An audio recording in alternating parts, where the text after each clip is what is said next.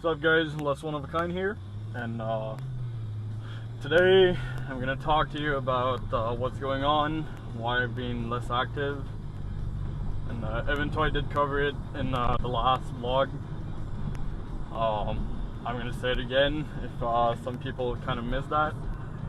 I've been cut down on my hours a little bit, and this means that I'll be able to only get the Camaro on the road for about maybe a month more before I park it for the winter, which probably means that the channel activity is gonna go down by a lot if I don't just take a full break for it and just think about what I could do for next year. But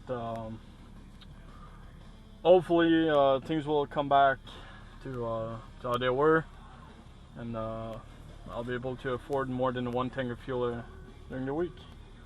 As I say, I still have the Camaro review that I'd like to do with that. I can do even if the car is parked. I really want to do an exhaust clip, but I need someone to help me with it, and I need to work on an intro and probably an outro. I mean, I'm not the best when it comes to edits and whatnot, so that's gonna be quite challenging, but hey, we all have to learn somewhere.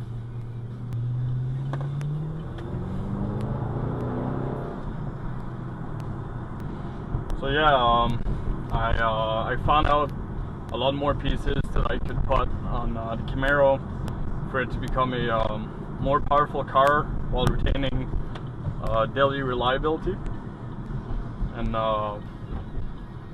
it's gonna cost me a bunch. So this car is gonna take a few years for sure to complete.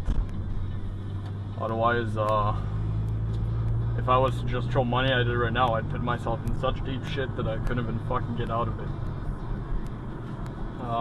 The rear end, the shaft, the axle shafts, or whatever they're called, since I'm not using a solid axle, differential, and drive shaft all end up costing nearly $5,000, and they're the ZL1 drivetrain. So they're going to be able to handle up to at least 650 horsepower, so does GM claim. The ZL1 fuel pump is estimated at $500 for 600 horsepower. I'm going to change the gearing ratio from 327 to 391. That's another 500. And if I recall, that come out of the 1LE package available only for the 2014 and higher Camaro, which it didn't made for that year. And obviously, I want to get, since I'm putting work on the the rear end to keep reliability, I want to put a cooler in there. So it can take a little more abuse. I want to put a transmission cooling system too. So we're looking at probably $1,000 to $1,500 just right there. This guy doesn't know what he's doing. I looked up the wheels from the Z28, which I love.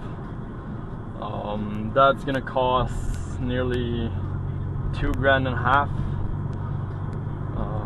I was priced. I'm able also to get the Z28 suspension kit, which mean the roll bars, control arms, and whatnot.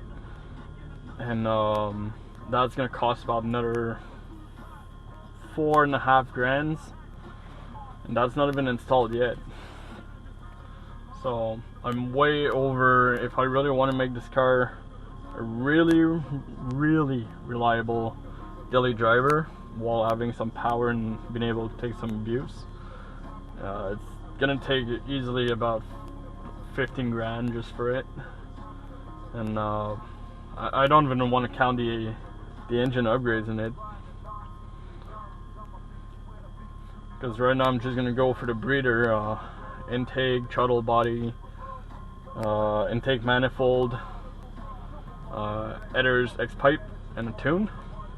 But eventually I'd love to have a higher cam profile, and maybe the head redone, or maybe just a whole different head that altogether. So yeah, it's gonna take a while, but car's gonna be fucking bitching when I'm done. All that also remind me, I got my friend who got a Ford Ranger, and for him, he'd really like to put it into a diesel. Like, I think he said he want to put a Cummins engine in there.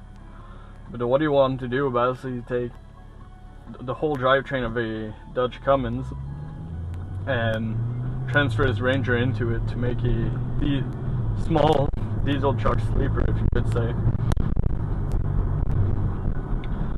I still don't know if he'll go with that, but that's another big project that could be coming out in a few years. Now, talking about more friends. Well, my dad's a mechanic, and but he's been working on and off on my buddy's BMW. The sad thing is, I don't think my father will have the time to work on it anymore, as he just bought himself a big camping site, as you could say. So that's something else that we'll have to follow, see what happens. If he'll be able to get it roadworthy, or if we'll just have to sell the whole car altogether, which would be really sad since we put so much effort into it. There's also, it's not really a mod, it's something that I did and I was told to do. If you're a Camaro owner, your engine cover, just take it off. It's crazy the amount of heat that get retained in there. And I tested out. I mean, I went for Spirited Drive, and then went on to take the cover off, and when I took it off, I was blasted away by heat wave. Like, it was insane how much fucking heat I got, like, in my face. And ever since I took it off, I noticed that it's not a lot. It went down 2 degrees, my coolant went down 2 degrees Celsius, but 2 degrees is 2 degrees. So I'll take it. So I might, as I say, have a car show video coming out with my old car clubs, and hopefully I'll be able to go, because I might be called in for work, as I was told during the weekend, but I'd really love to go.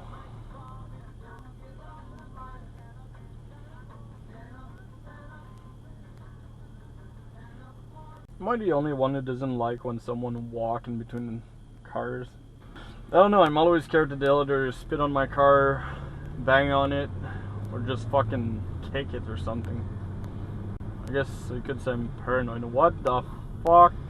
Dude. Fucking asshole. That was a dick move, bro. Right, people, so I guess that's gonna round it up. I think I pretty much passed everything that I wanted to tell you, and that's pretty much it for all the news that I had. I hope that was good enough to inform you about why the channel activity went down, and yeah, that's pretty much about it. So I'll see you guys in the next video. Have a good one. Peace. Nah, I'm kidding, I'm still there.